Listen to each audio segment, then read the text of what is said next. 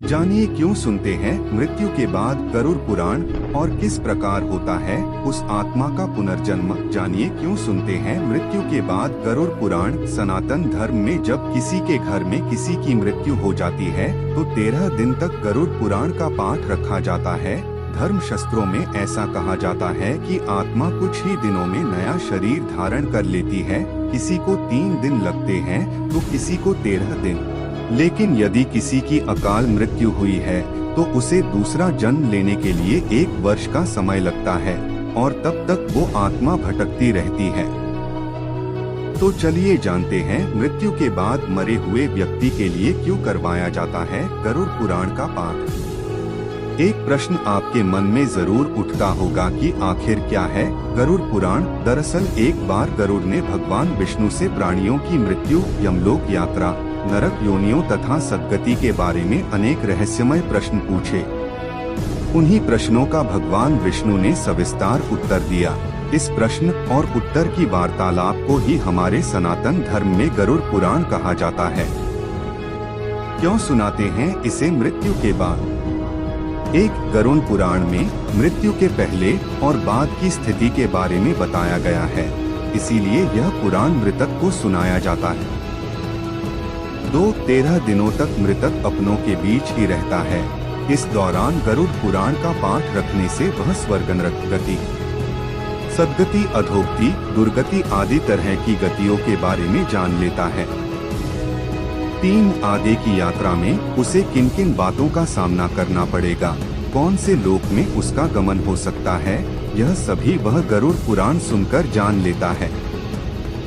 4 जब मृत्यु के उपरांत घर में गरुड़ पुराण का पाठ होता है तो इस बहाने मृतक के परिजन यह जान लेते हैं कि बुराई क्या है और सद्गति किस तरह के कर्मों से मिलती है, ताकि मृतक और उसके परिजन दोनों ही यह भलीभांति जान लें कि उच्च लोक की यात्रा करने के लिए कौन से कर्म करना चाहिए।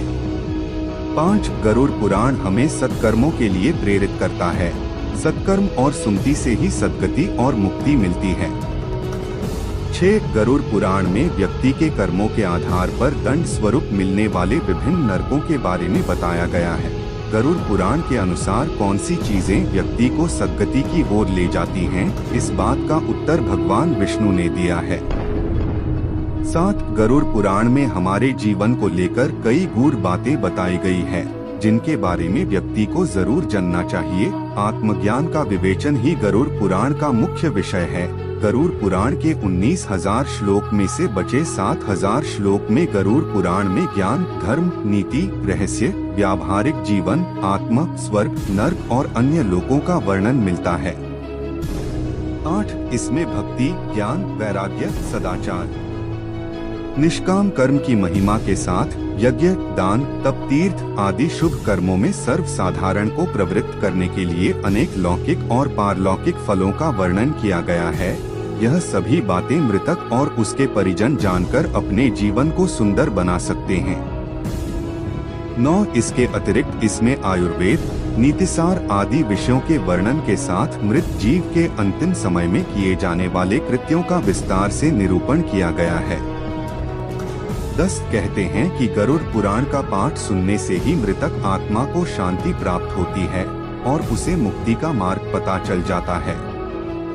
वह अपने सारे संताप को भूलकर प्रभु मार्ग पर चलकर सद्गति प्राप्त कर या तो पितरलोक में चला जाता है या पुनः मनुष्य योनि में जन्म ले लेता है। उसे प्रेत बनकर भटकना नहीं पड़ता है।